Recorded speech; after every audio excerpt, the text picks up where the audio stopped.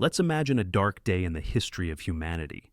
One morning, the internet just stops working. No more websites, no emails, no memes, no online shopping. Global chaos breaks out for approximately 37 minutes until someone in an emergency UN meeting yells, "What if we just printed it all out?" Surprisingly, the idea catches on. The world decides to save all of human knowledge by printing the entire internet. Everything. Every website, every social media post, every cat video transcript, every online recipe that starts with a personal story about someone's grandmother's cousin's dog. So, how much paper are we talking about?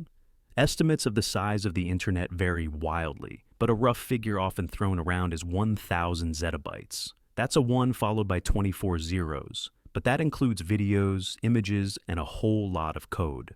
Let's be generous and say we only want to print out the text. No Netflix shows, no YouTube thumbnails, and definitely no 14 megabyte memes, just the words. Even then, we're looking at roughly 50 petabytes of text. That's 50 million gigabytes of pure typing. A single printed page holds about 2,000 characters, or around 3 kilobytes of text. So, how many pages do we need? Around 17 trillion pages. That's enough to stack paper from here to the moon and back, several times.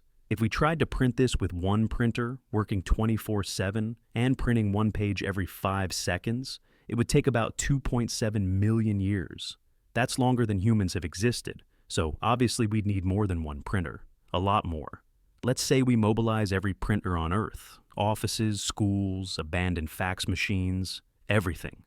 There are roughly 2 billion printers in the world. That helps a bit. Now we're down to only 12 hours per printer, assuming none of them run out of ink, which they will, every 30 pages. Welcome to the world's largest ink crisis. Let's talk paper. 17 trillion pages would require about 100 million tons of paper. That's roughly 1.5 billion trees. Congratulations, we've just deforested the entire Amazon 3 times.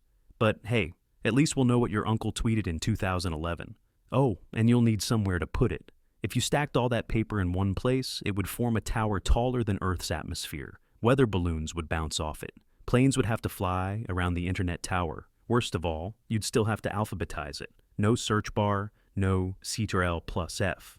If you want to find a recipe for banana bread, good luck flipping through the Recipes Baking, Fruit Banana section, located somewhere between volume 239 million and 240 million.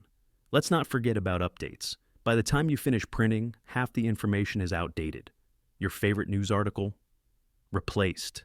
That Reddit thread? Deleted by mods. That viral tweet? Already ratioed into oblivion. The internet moves fast. Paper does not. And what about privacy? Every leaked password, embarrassing comment, and late-night Google search is now printed on a permanent record, probably stored in a warehouse next to your high school yearbook, forever.